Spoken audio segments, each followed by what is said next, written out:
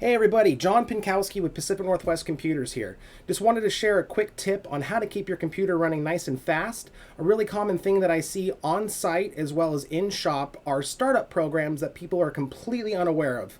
So a quick way to check and manage your startup programs, there's actually a couple ways. The first one we're going to try is actually starting in the search bar next to your start menu on the taskbar. What we're going to type in is start, and then we're going to click on startup apps.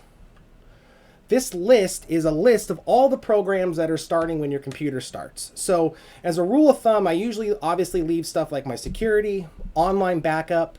I have some monitoring software for my printer. And I also have like my VPN and again, some more audio control panel options.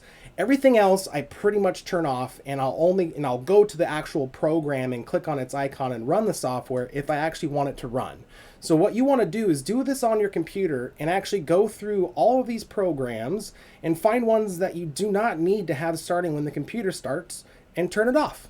Another way to access this menu, you can actually right-click on the taskbar down below and click on Task Manager, or alternatively what we can do is hit Control, Shift, and Escape, and it'll bring up that same window for us.